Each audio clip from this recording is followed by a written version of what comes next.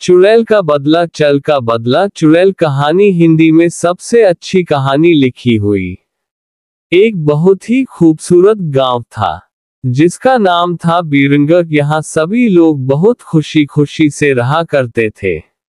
गांव में सभी कुछ अच्छा चल रहा था और इसी बीच अमेरिका से एक फैमिली अपने पुश्तैनी घर में रहने आती है।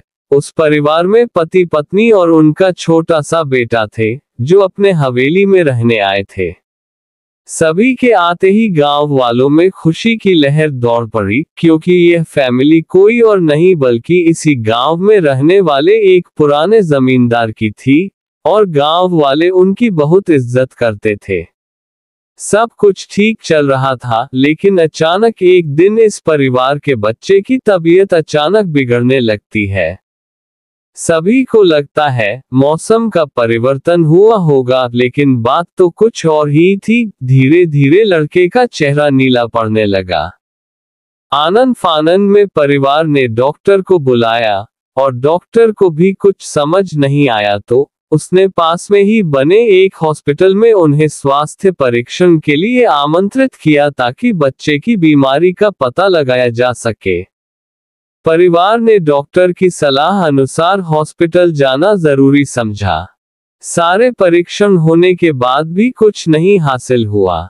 जैसे ही सारा परिवार गांव पहुंचा तो गांव के कुछ बुजुर्गों ने बच्चे की हालत देखकर उन्हें ओझा के पास जाने को कहा।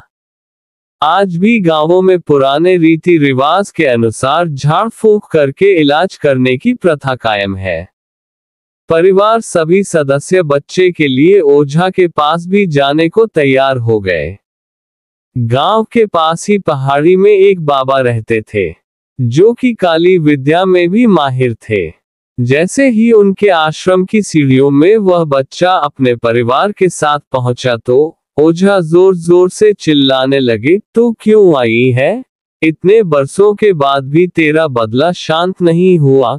ये सब सुनकर बच्चे के माता पिता और गांव वाले दहशत में आ गए।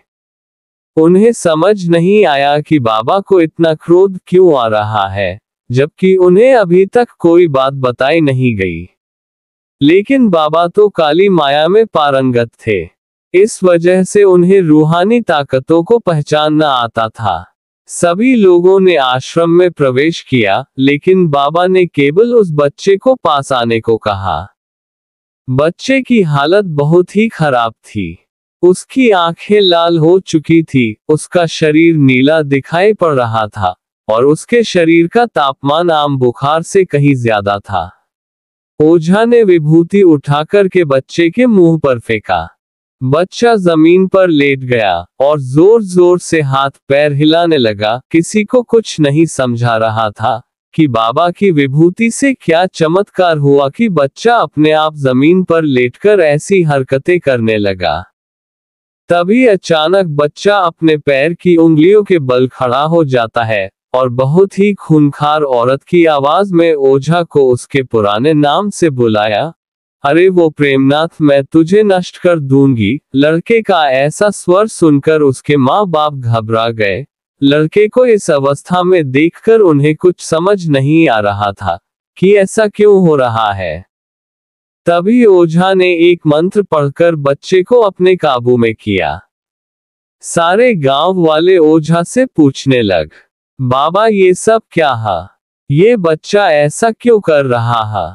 तभी ओझा ने बताया कि इसके अंदर कोई चुड़ैल आ चुकी है जो कि आज 70 साल पहले चोरी के आरोप में जिंदा जला दी गई थी। उसे ऐसी सजा देने वाले कोई और नहीं बल्कि इसी बच्चे के दादाजी थे और वह चुड़ैल अपना बदला लेने इसलिए आई है क्योंकि वह गर्भवती अवस्था में जिंदा जली थी और उसके कोख में पल रहा मासूम बच्चा भी जल गया। इसी वजह से वह उस वंश बच्चे को भी दर्दनाक मौत देना चाहती है ताकि उसका बदला पूरा हो सके। ये सारी कहानी जानने के बाद उसके परिवार वाले ओझा के सामने गिड़गिड़ाने लगे और अपने बच्चे की जान की भीख मांगने लगे।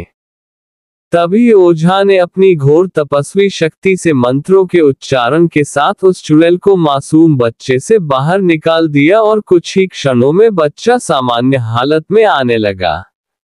सभी को लगा कि सब कुछ हमेशा के लिए ठीक हो गया, लेकिन ये तो एक शुरुआत थी।